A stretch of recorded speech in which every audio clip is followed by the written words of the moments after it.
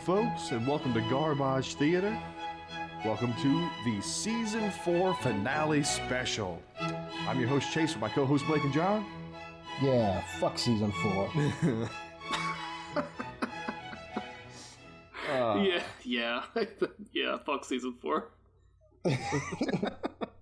Let's get this shit show over with. Yes. Oh my god, this was a bad one. I think it was bad, but it was peppered with greatness every once in a while. Kinda. We did have. What were our gems this season? We had, For Your Height Only. Yeah. We had Aerobicide. Mm-hmm.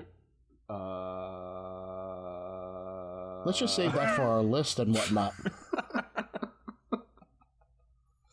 That's about all I can think of that I was like, yeah, that was fun. And really, the episode we recorded was more fun than watching the movies.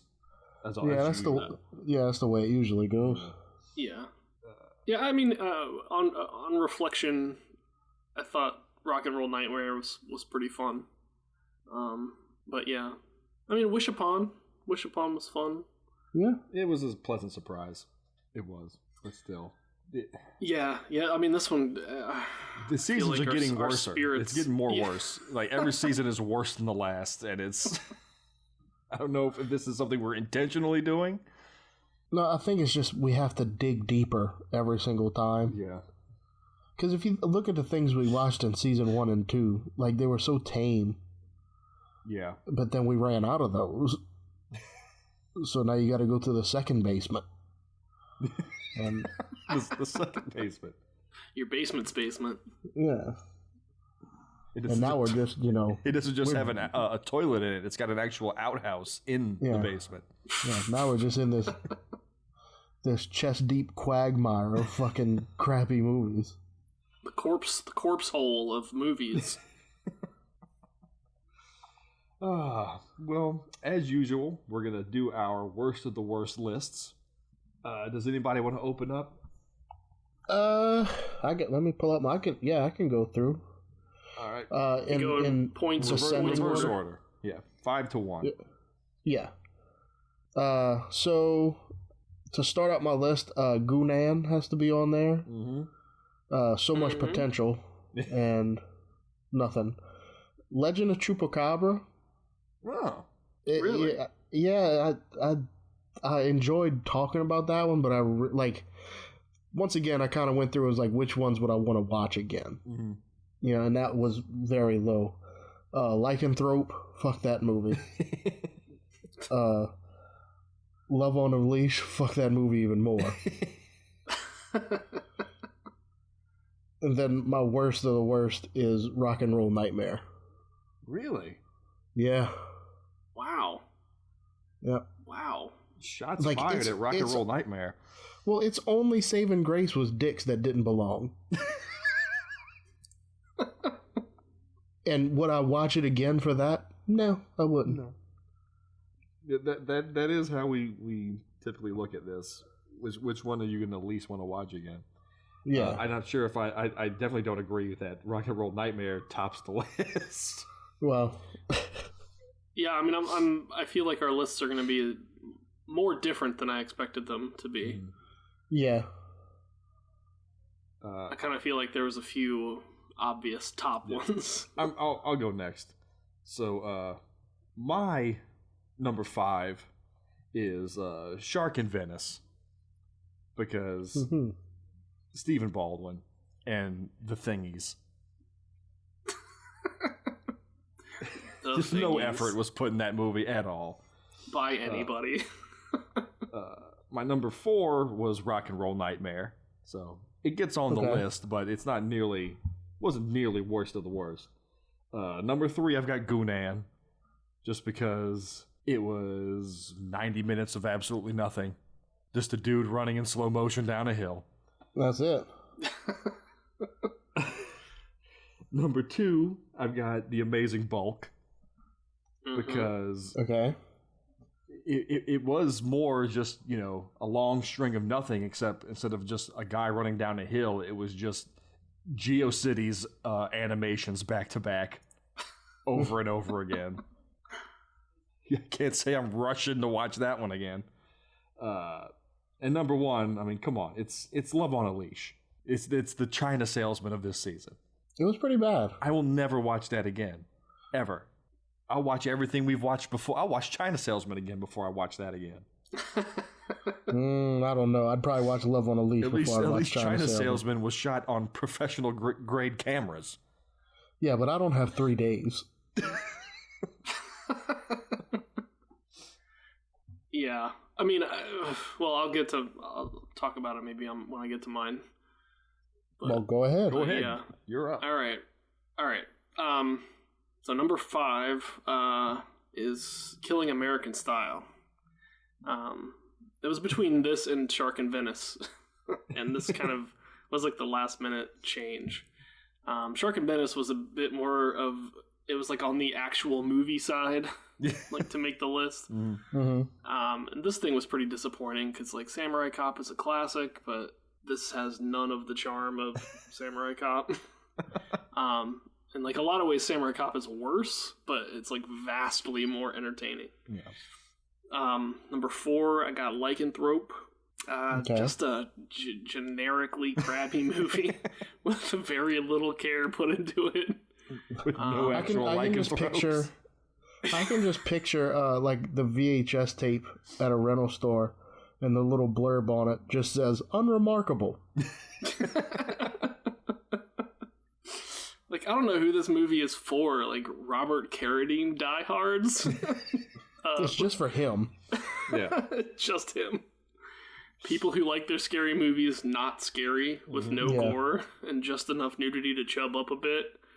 Like every once in a while, I'm sure his wife throws in the video, like when he's not paying attention. And he walks in and he's like, "Oh fuck yeah, Lycanthrope." as if it would actually just be on. Yeah. Whenever that came on USA, man, I just had to watch it. You know, like if you walk into a room and Big Trouble in Little China's playing, you're like, "Oh yeah, fuck yeah, Big Trouble in Little China." That's what it is for him. My number 3 is Love on a Leash. Oh, it's way too low. I know. I'm surprised as much as you are. But as much as I hated it, I found it held my attention. Just because, like, the question why was always hanging on my lips. Like, it's obviously terrible on every possible level.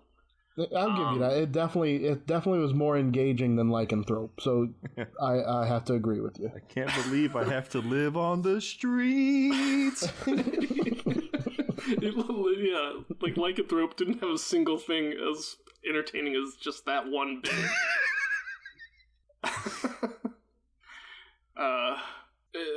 And it hurts my feet because I'm a dog.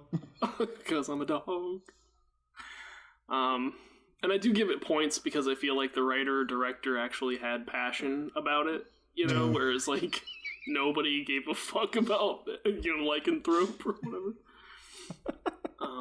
Or it was lacking the other passion of a 70-year-old Chinese woman. Yeah, passion nonetheless. Number 2 is The Amazing Bulk. Fuck this movie, as we said. It's an act of cruelty, this movie. Fucking Will Smith Hobgoblin. I did love to speculate about what brought this thing into existence. Like, what was the motivation to spark the bolts in its neck and thrust it wheezing, stupid, and shitting its pants out into the world?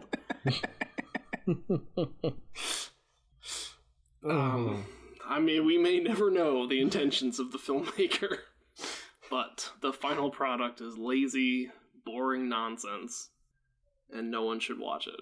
I'm genuinely curious about what your number 1's going to be. Okay, number 1 is going to be Gunan. Yeah. Poor Gunan. Poor me. It's a shock to me that this is number 1. I mean, you know, I assumed everyone was going to be Love on a Leash at number 1, but... I was the only one that went for the obvious. I think it's funny, like, once again, doing our worst of the worst, even though we're all different, like, I'm still like, yeah, I can see it. Like, there's not really an argument against it, you know? Yeah, I mean... Y'all are going to have an argument with my best list, though. Y'all are going to get probably pissed at me, but... No, it's just, this thing was just a snooze fest. Nothing happened. Yeah. Not interesting in any way. It was clearly, like, cynical, slapped together, piece of junk that nobody involved with it cared about. Mm-hmm. So, Gunan is my number one. I'm so glad that I was forced to revisit this for this finale special. I've got words for that, believe me, when we get to that segment. All right, so there's our worst of the worst list. Now we get to move on to our award ceremony for our 2 awards. Any nominations for the Desert Heat Award this season? No. Absolutely not. I know we gave it to Warriors of the Wasteland last time, and there was some friction there. I wasn't sure if it deserved it or not, but it got it. I think we're all in agreement. None of these shit piles deserve. No. Just no. I do want to nominate, however, for the Buffalo Rider Award, or should I say the Bizarro Buffalo Rider Award, Wish Upon. Whereas the traditional Buffalo Rider Award is a movie that we thought was going to be amazing, but turned out to be dog shit. This was a movie that I thought was going to be dog shit, but turned out to be hilarious. Yeah. I mean, yeah, I guess. Is the reverse Buffalo Rider Award the new award for the season? I guess. You know what? I can't agree with you. Uh-oh. Because when John first presented Wish Upon, I really, really wanted to see it. So I didn't think it was going to be dog shit. So I can't agree with it. It just sounded like some generic teenager high school. I liked the idea of it so much that I brought it back. So it'd be kind of hypocritical of me to say that it's the Bizarro Buffalo Rider for me. Okay, well, John, do I get a second or am I getting strucken down here? Yeah. I think I agree with you. It was crazier than I expected. Like it was way funnier than I expected. This movie was Looney Tunes. It was like yeah. Well, then the eyes have it, I guess. Yeah. Congratulations, Wish Upon, for the newly invented Bizarro Buffalo Rider Award. Do we have a Buffalo Rider Award? I guess it should be the next question. I don't think we thought any. I think for me, I'd like to nominate for Your Height Only on that one. Yeah, I can see that one. We were all going into that thinking that was going to be pretty damn amazing. Funny. And it was. It had its moments. I mean, I was thrilled that when he shot that rifle, it buried him into the ground like Bugs Bunny. I was hoping that would happen. Get an award though. I mean, if it gets awards, I'm good with it. So yeah, I second. Okay. Yeah, we're all in agreement on that one. There you go. I mean, I think that's the only one that fulfills the criteria. The criteria for the award. Yeah. Did anybody have any other award ideas to add to our list as we go? Did any movies ring out to you? Not this year, or not this season. We could award the movie with the least Jean-Claude Van Damme in it. No Retreat, No Surrender. The Jean-Claude Van Damme movie with the least Jean-Claude Van Damme in it. Yeah. Can we figure out a way to make an award for a movie where the main characters go against the title of the movie in every way, shape, and form? The Always Retreat, Forever Surrender. Also, Jean-Claude Van Damme has had so many awards given to him on this show. He is the most decorated actor on this show. His fucking mantle is just full of garbage theater awards. I mean, the Desert Heat Award, our highest honor given, I know, is because of him. Exactly. And what exists because of Steven Seagal? Nothing. Nothing. A trail of harassment lawsuits. Seagal is the other side of that. He's the tarnished, stained other side of that coin. That's right. He's two-faced, like two faces, like scratched upside. Yeah. Yeah. All right. So I guess that's it for our award ceremony. Yeah. So let's move on to our next segment that was John's idea, where we would challenge each other to fix one of our movie picks. Make this movie not terrible.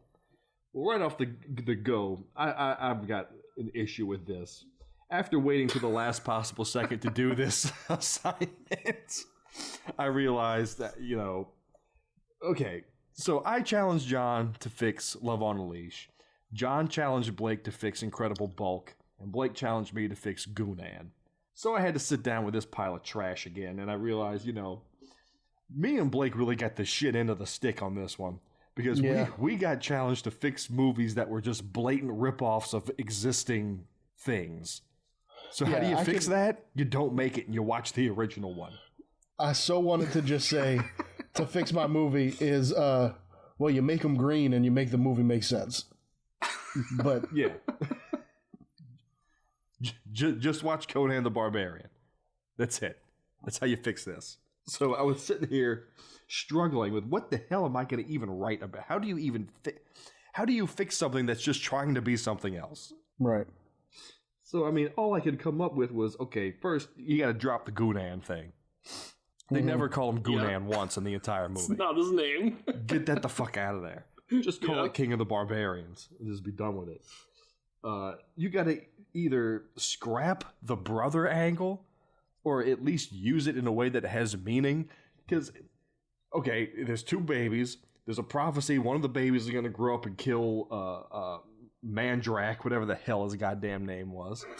They grow up. They don't know which is which. They have a pitiful little American Gladiators competition. And one of them wins. The other doesn't. He leaves and gets killed, and it's over. Why did he even have a brother?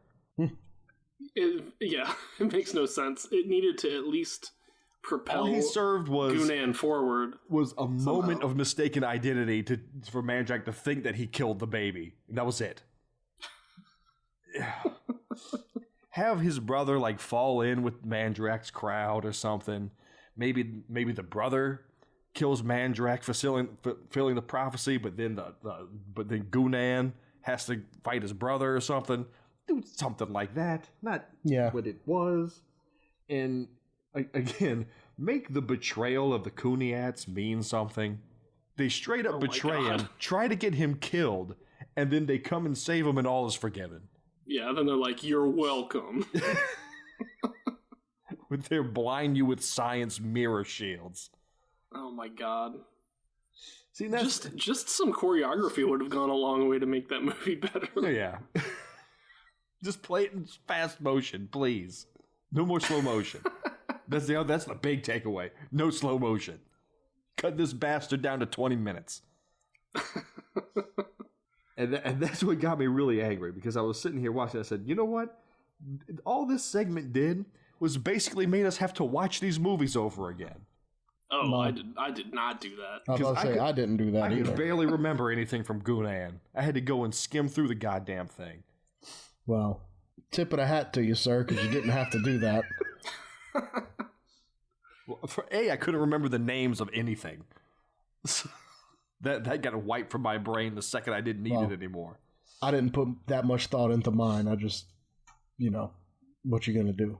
Well, moving on, because that's all I got with that segment. Who's next? I'll go. Go ahead.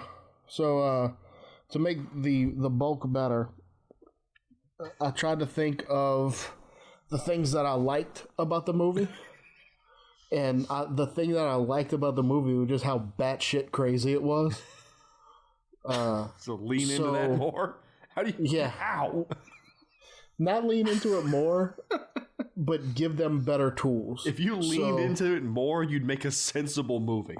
Probably so. You just come clean around the bend. Yeah. So I'm thinking, like, if this had like an Avengers level budget, you know, and you can make the same exact movie using all practical effects.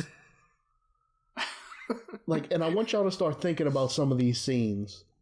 Oh yeah, I can picture, the Hobgoblin being done by Weta. Yeah. Yeah. Or the monkey in the spaceship, and if it was done right, it could actually be pretty entertaining. We could Andy Serkis to mocap the monkey. Yeah, put some pants on the bulk. But make it a person. Well, either put some pants on him or get that full on dick and balls going. Yeah. So I just think that that's how you make it better. You throw tons of money at it, and just let them go at it again. Could you? Same actors. That's same amazing. Actors. I can only imagine what would happen if you took one of these directors that make these movies that we watch and just gave them an unlimited amount of money. Yeah.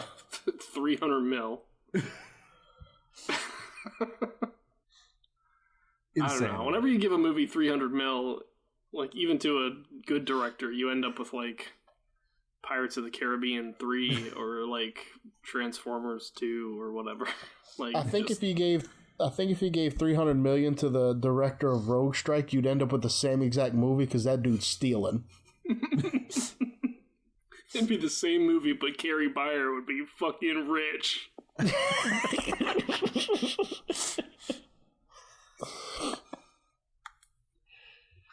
Oh my god. All right. John, you're up. All right, so yeah, I got challenged to fix Love on a Leash. And the only way I could see to do that was basically a full page 1 rewrite. It's like the only things that remain are the names and there's a dog lady relationship. So the new title is Love on a Leash 2065. In a post-apocalyptic future, men are an endangered species. A semen-worshipping cult of women known as Husbando has put the mind of Alvin Flang into a golden retriever so they can use his shell of a body to extract his precious fluids. Jesus Christ. I think you made it worse.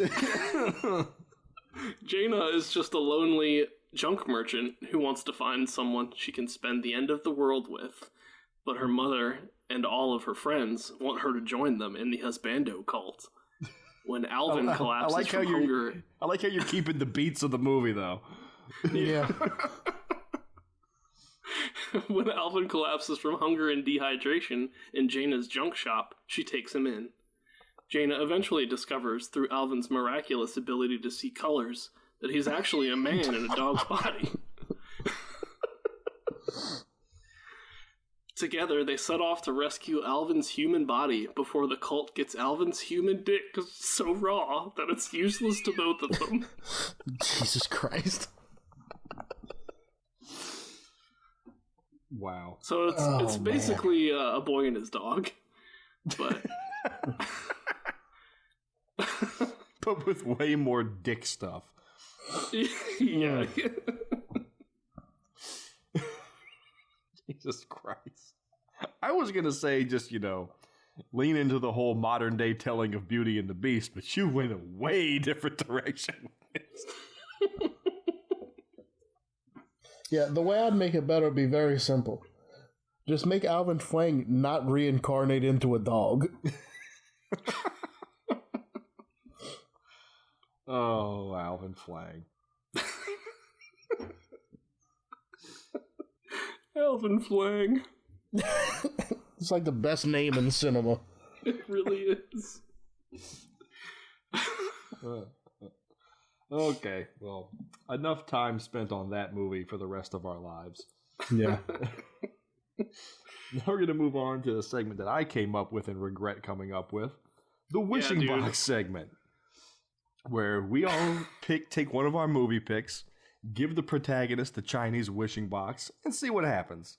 And it was way more work than I thought it was going to be. And so I don't know how you didn't think writing 7 wishes and their consequences wasn't going to be a lot of work. Well, it seemed like it would just flow. But then I sat down to do it. I was like, shit. So I picked No Retreat, No Surrender. Mm-hmm.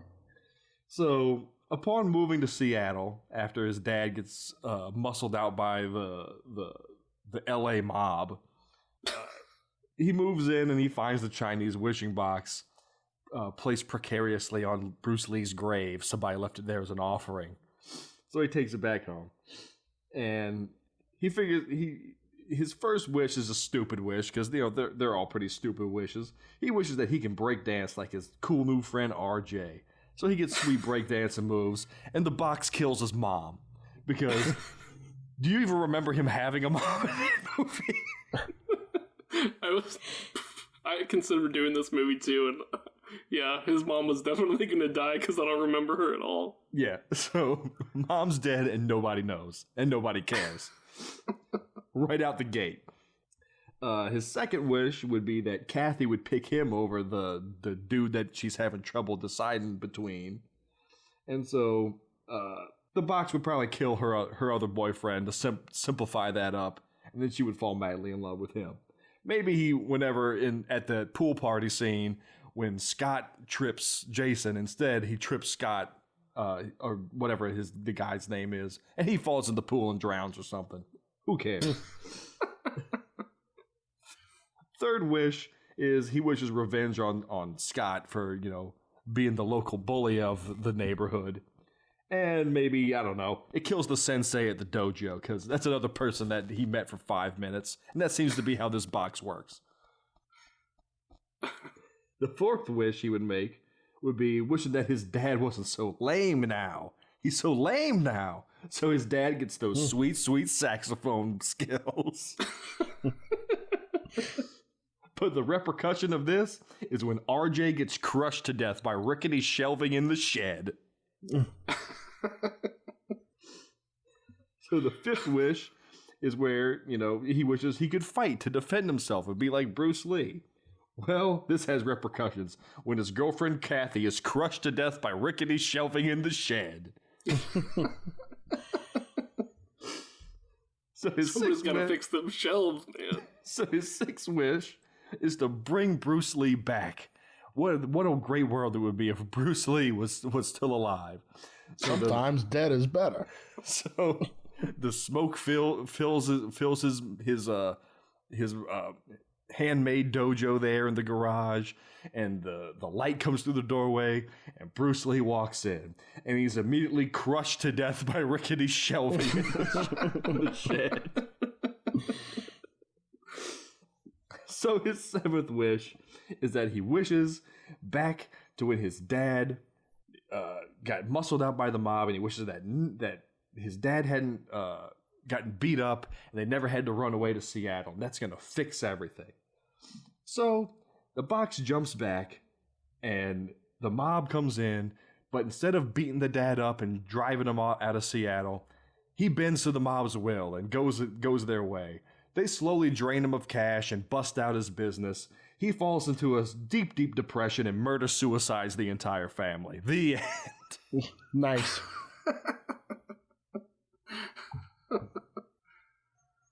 Oh, man. So there you go. Pretty good. It all came together when I remembered those rickety shelves in the shed. See, I definitely took the path of least resistance here because I did not feel like coming up with 7 wishes.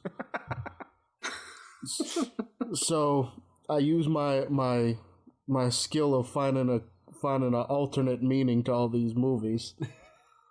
And I realized that there's one movie that the wishing box was already in. and we just didn't catch it. So it was in your height for your height only, and Wang Wang had the box the whole time. And that would explain why he could do all these amazing things, because he was wishing to be the world's greatest secret agent, and then these random bimbos would die.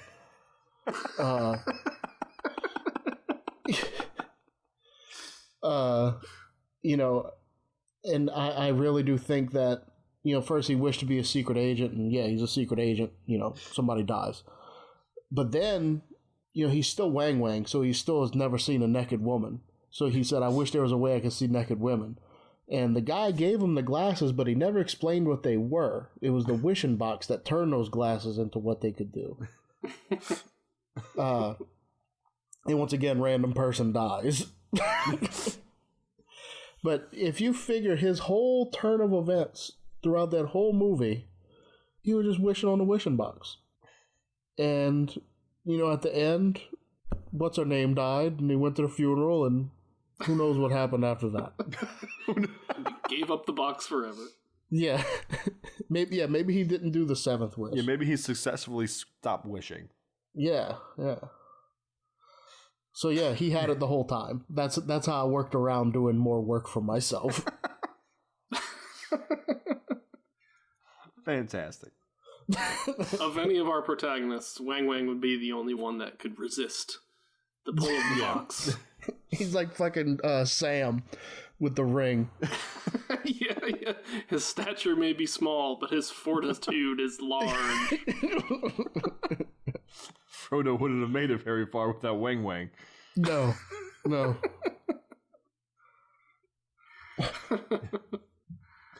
right. Okay. All right, John. Mine's a bit long. I did a killer workout. And I gave it the box to Rhonda, the killer. Yeah. My first question is gonna be, how did you decide who the protagonist was in that fucking mess? Yeah. It's clearly her. All right. So after her accident and the death of her modeling career, Rhonda opens the gym, but finds her business struggling. One day, taking out the trash, she finds a strange box with ancient Chinese writing on it, and, thinking it might have value, puts it on the desk in her office. On the verge of bankruptcy, she wishes that she had a successful business. And the next day, new memberships go up 200%. Rhonda is ecstatic. From 0 to 2. That's just in one day, though.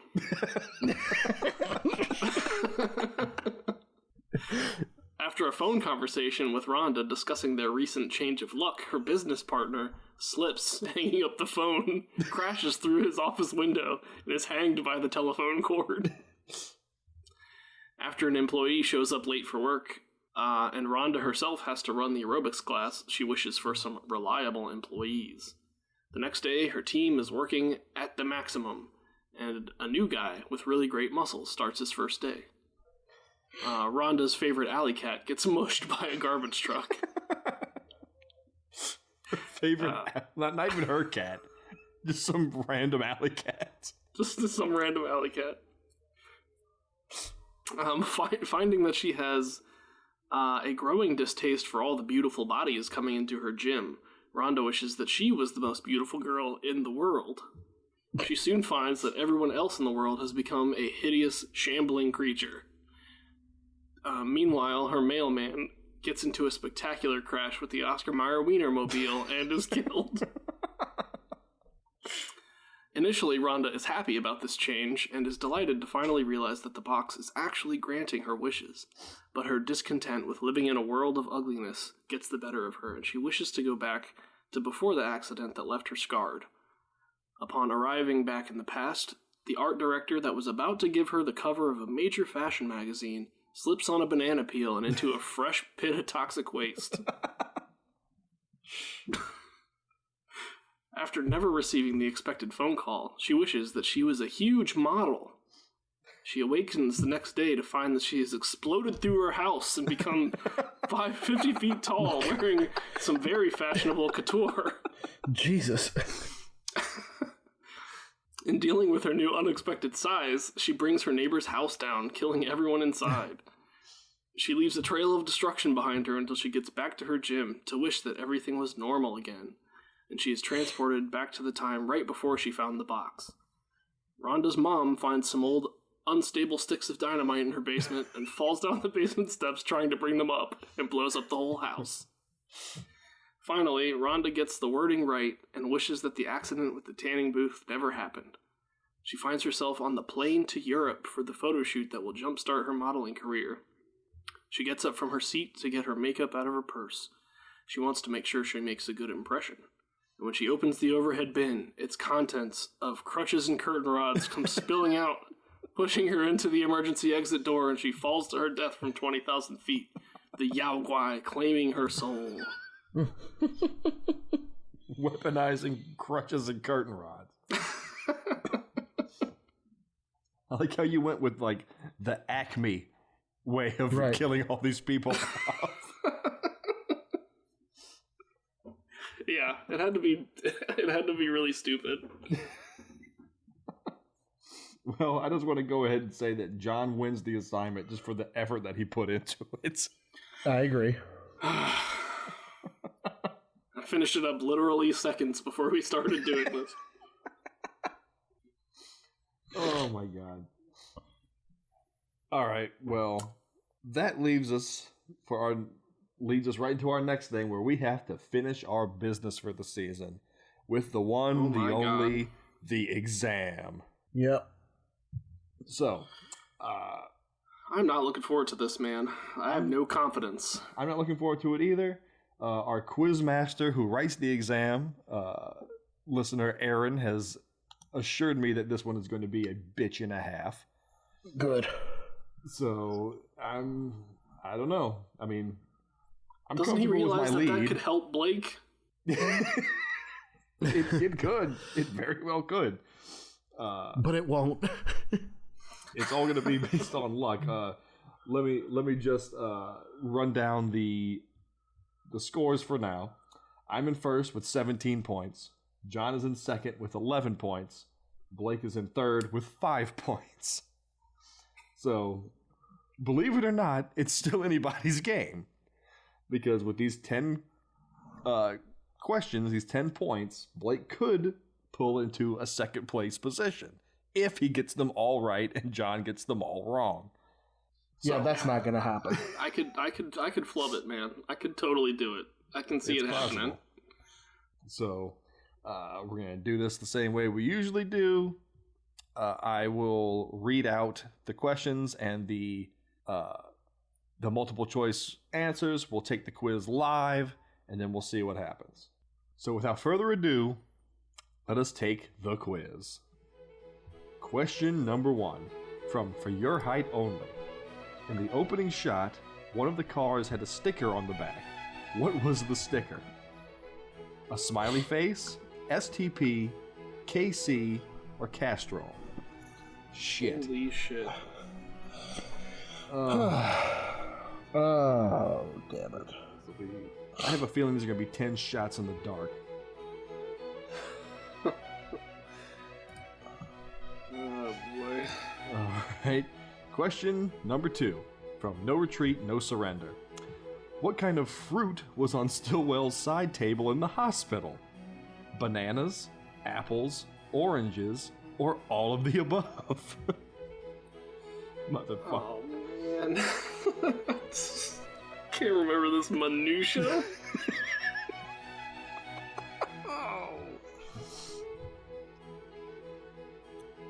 Question number 3 from Gunan, the King of the Barbarians. What is Zukan stronger than? A raging bull, a typhoon, an elephant, or a hurricane?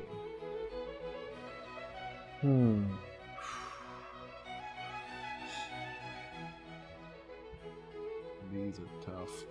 They are. Damn it. Question number 4 from The Amazing Bulk.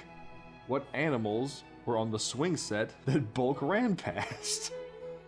A cat, a dog, and a skunk? A monkey, a skunk, and a dog? A squirrel, a cat, and a tiger? Or a monkey, a rabbit, and a horse?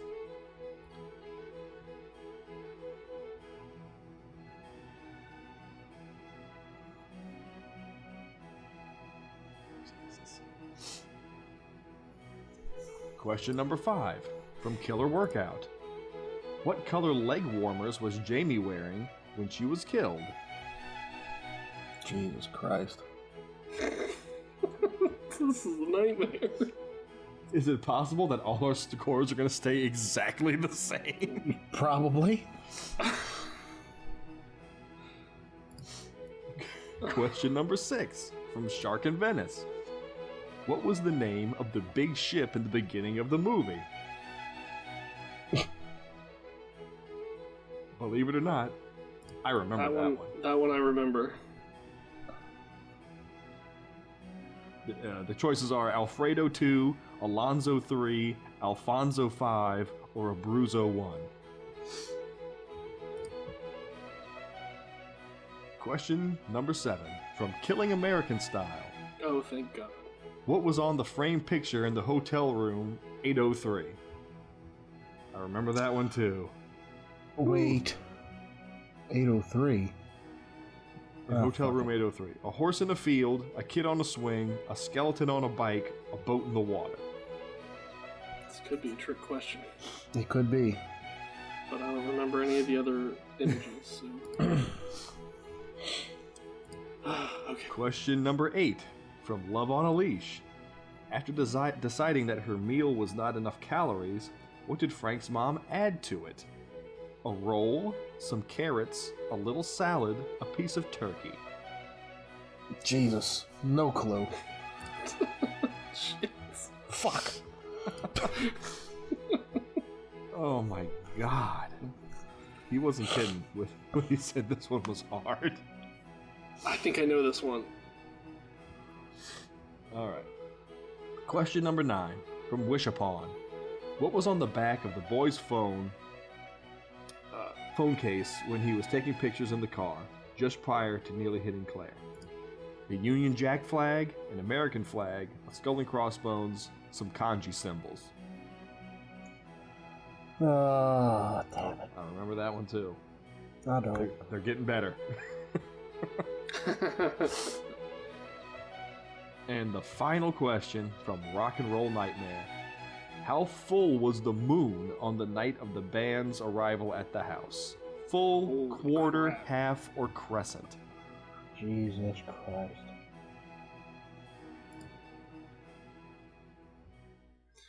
Alright, everybody get your scores. I got a whopping 4 correct.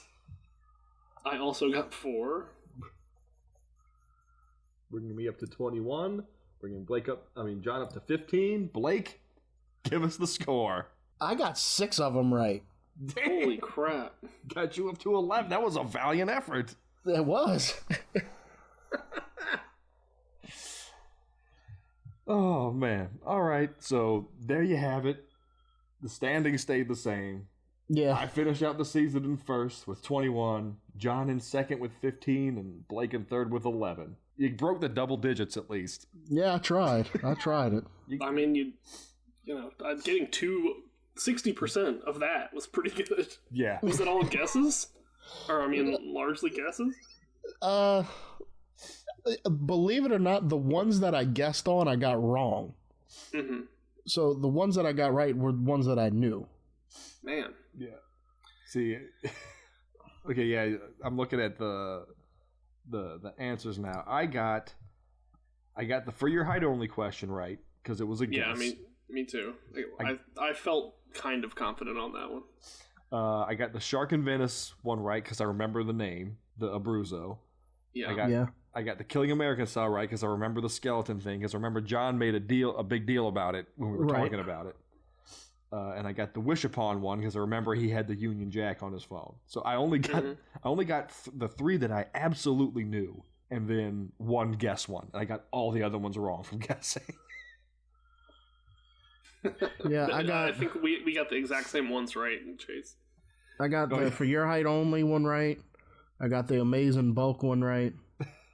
The Sharks in Venice, Killing American Style, Wish Upon, and Rock and Roll Nightmare. See, I remember that the moon wasn't full on Rock and Roll Nightmare because I remember seeing it and said, "Oh, they couldn't even wait till a full moon to do this correctly." Yeah, it was. I remember it being a half moon, But I was struggling because like I remember it being half, but I was second guessing myself like, well, why would they make it a half moon? Why wouldn't they do a full moon? Yeah. But I'm pretty sure I remembered seeing a half one. Either way, it's said and done. Another notch in my belt.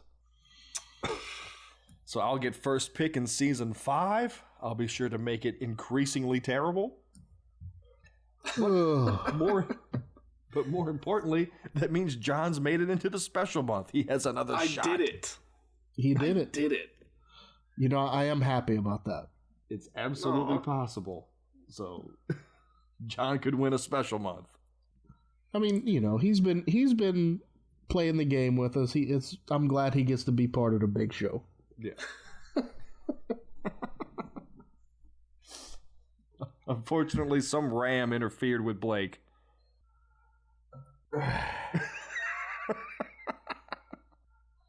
That's okay.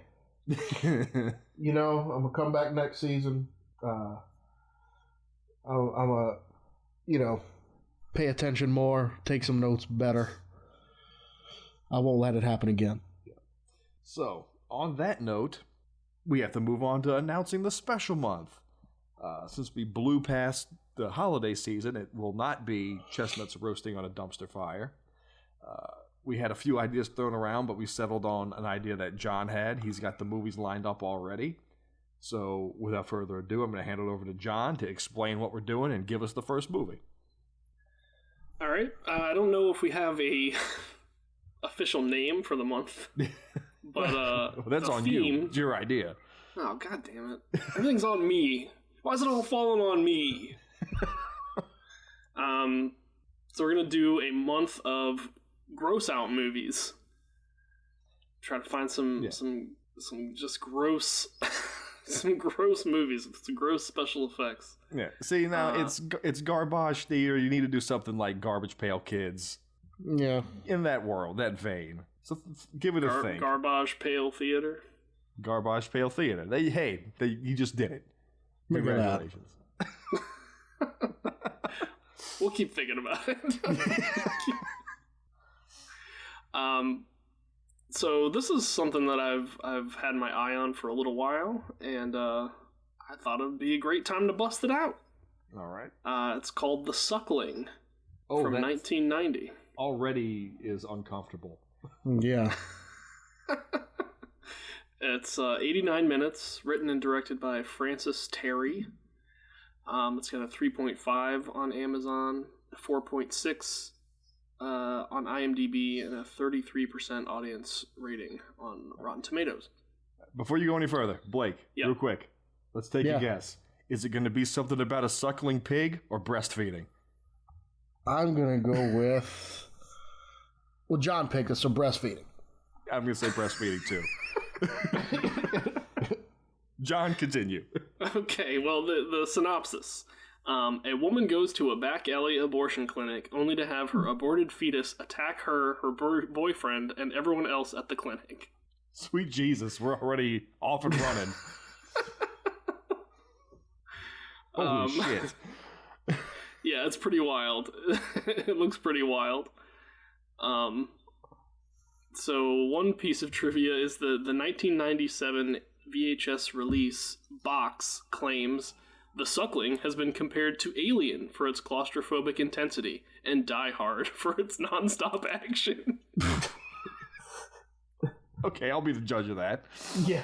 I just love the idea of this, this fresh fetus, getting a machine gun. All I can think about is a xenomorph inside the air ducts of Nakatomi Towers now.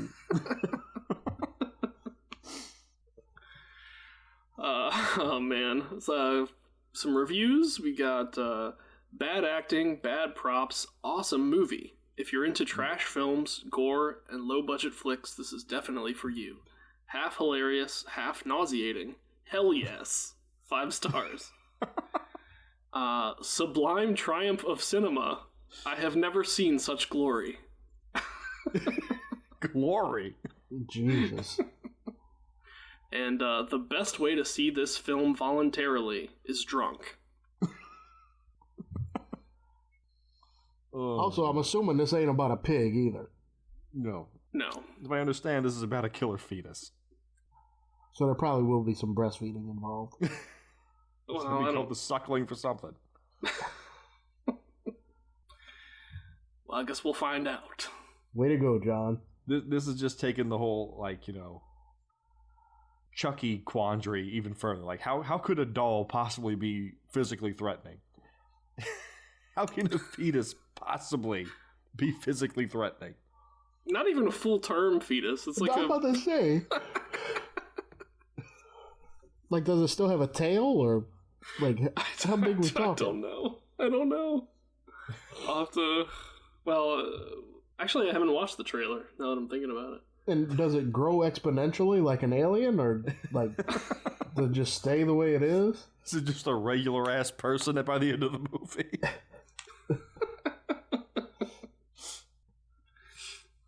Oh, the questions. All questions will be answered.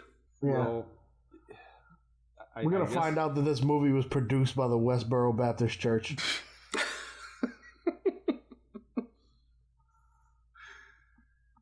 Oh my god, this has international incident written all over it. Yeah, I mean, you know. We're going to be treading on dead, dangerous waters, making fun of this thing. I don't know. You don't know. Yeah. Look, in all cases, the fetus is the villain, so it's gonna be fine. I like how you took current events and put it into a movie pick. Oh, that's right. That was a Louisiana thing, wasn't it? What was? That those trap laws that recently the Supreme Court decided on. Anyway. I wasn't talking about that. Oh, okay. Look at you. See, you're already starting. You're already starting, ain't you? I'm not commenting. I'm not getting political. I'm just saying. We have a sounds like you are. That happened. We have a strict rule on this podcast that we don't get political unless it's Blake going off on some cockamamie harebrained scheme. Because we don't take his libertarianism nonsense seriously. And that's a shame.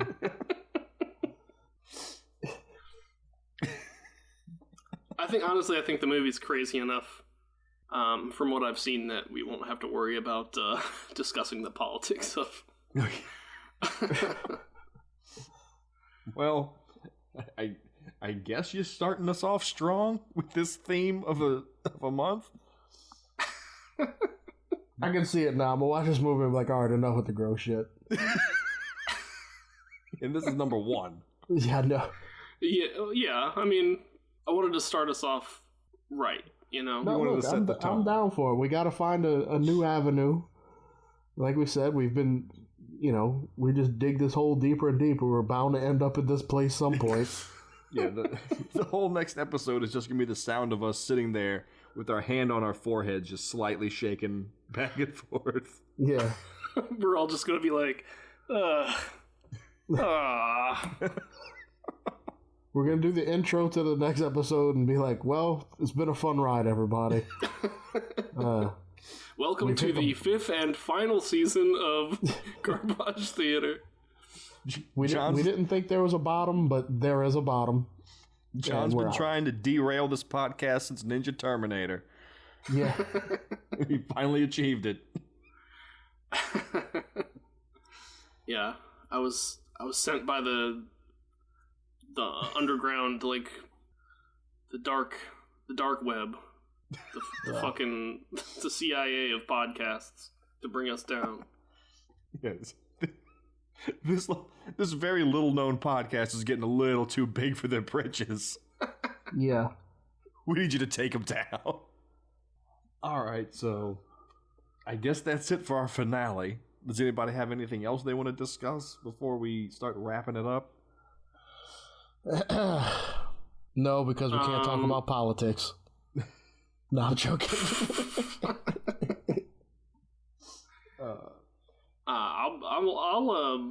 I'm gonna plug myself real quick. Okay. So I'm out of work, and I'm trying to freelance. So if any of you seriously listeners doing this right now? No, but if you're giving the Garbage Theater a follow, give me a follow on Instagram. There you go. At Wrong'em Johnny, WRONGEMJOHNNY. There you go. Go check out some of John's stuff. It's pretty cool. Check out the artwork, y'all. When he's not begging for jobs on his podcast. Dude, I'm desperate, man.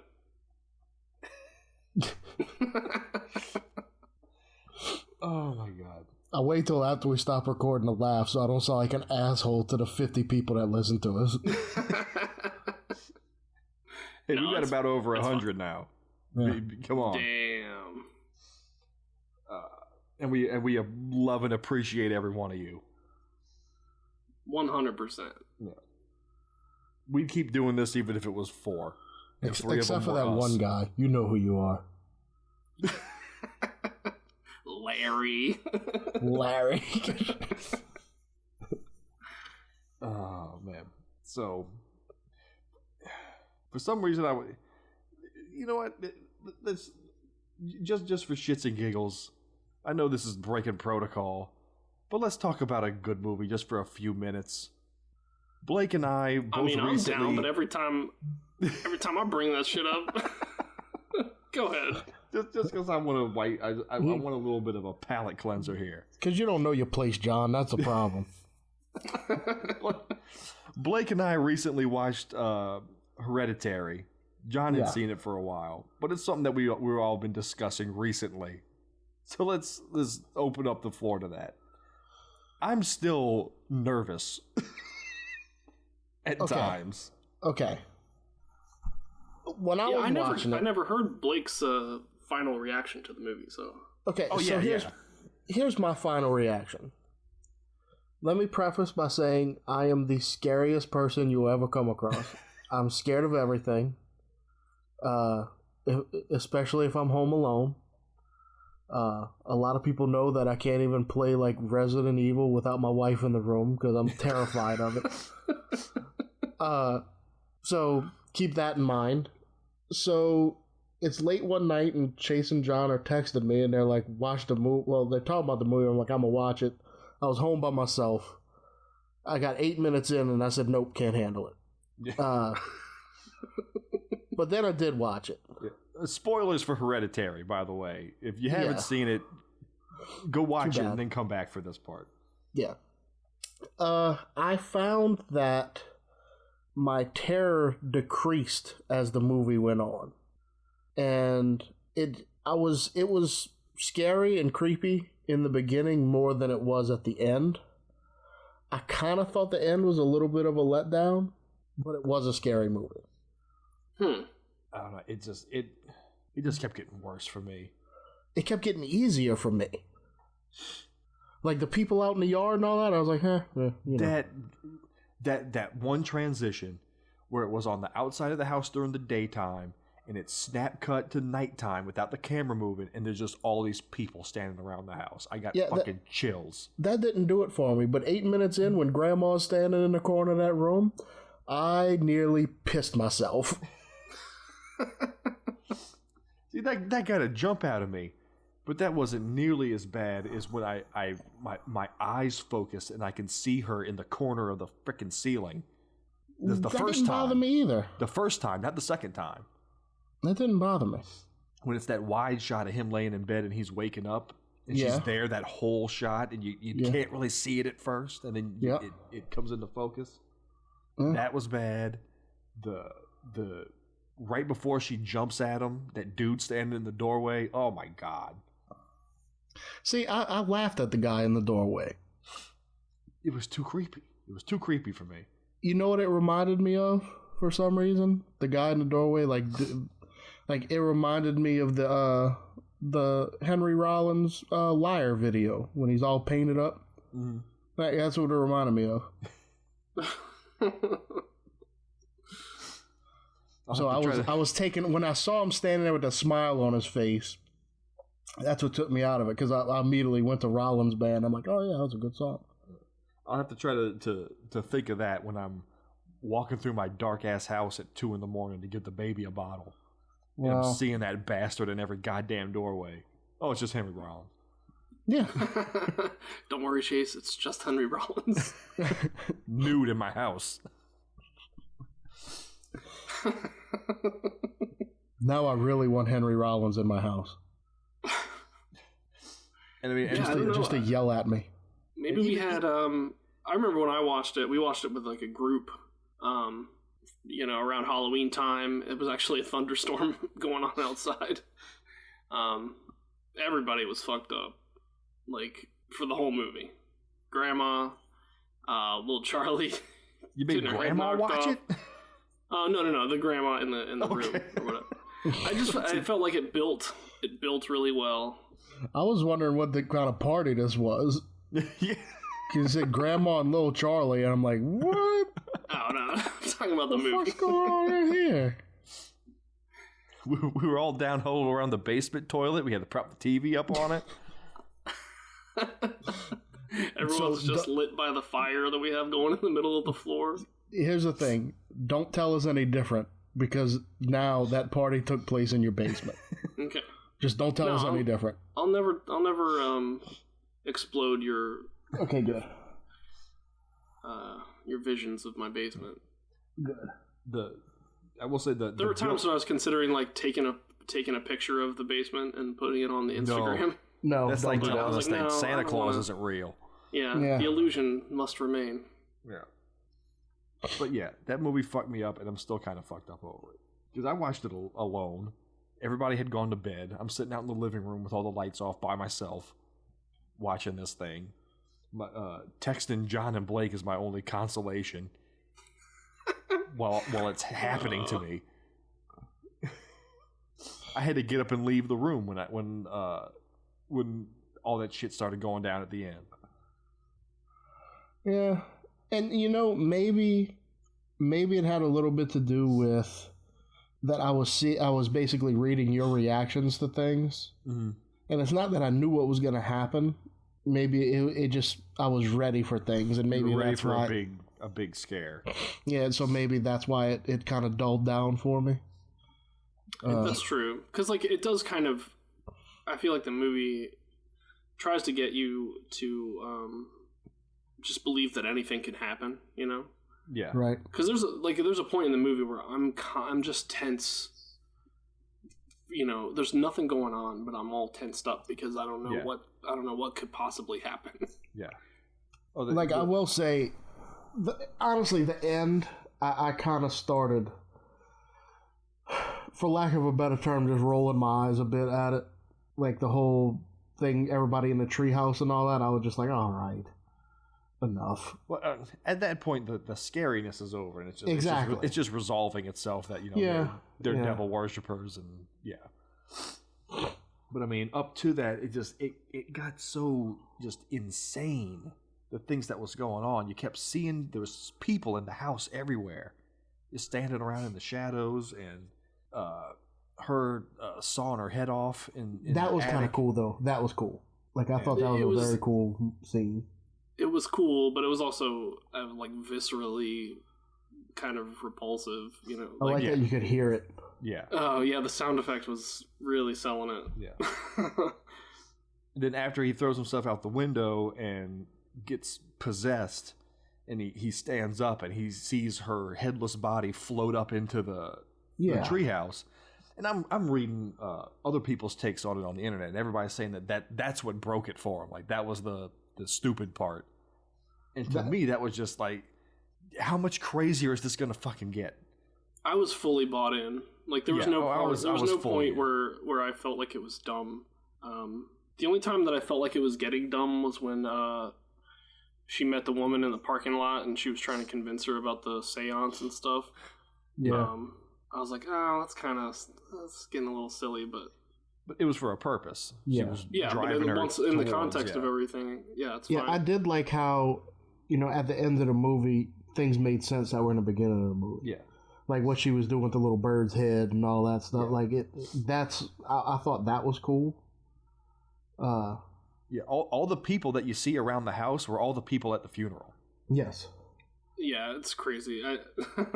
I mean, beyond the first time I watched it, the initial, yes, I thought it was scary, but I've watched it twice since then, and I just love the detail, all the little elements, the mystery that it builds. That like it does everything just right, you know, like with the mystery. It answers all your questions. It like leaves things somewhat vague for you to put together, and it's like really satisfying. Yeah. Well, if y'all enjoyed Hereditary, I have found a movie that is a lot like Hereditary. A lot of the same beats, but it is probably 10 times scarier. If y'all are down for it. Oh, let's hear it. Ernest Scared Stupid? I knew. Yeah, you can't fool me. Yeah, I was ready for that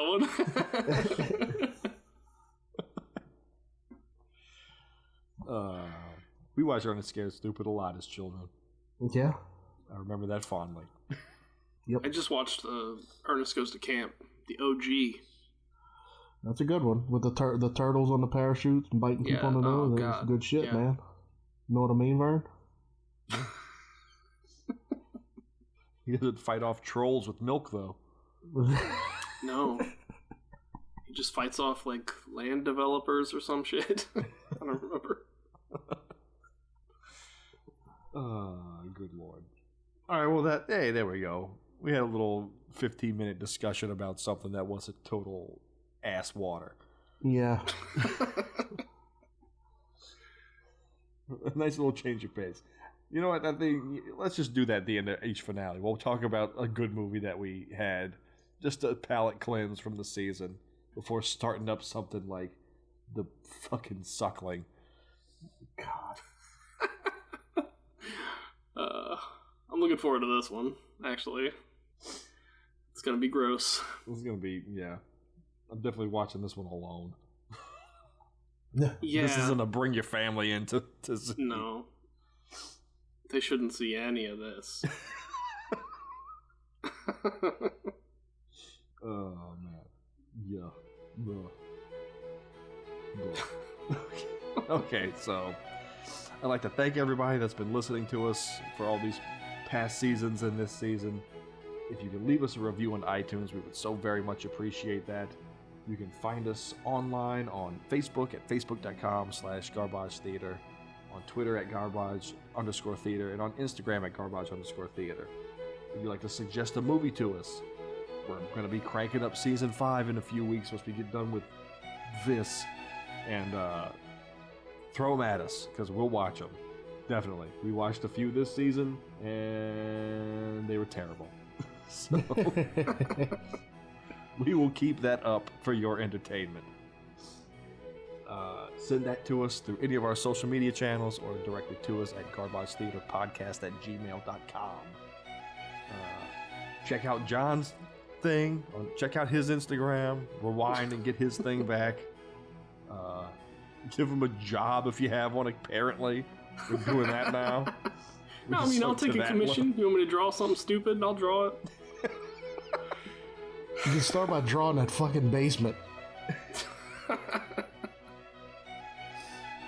Oh my god. Alright.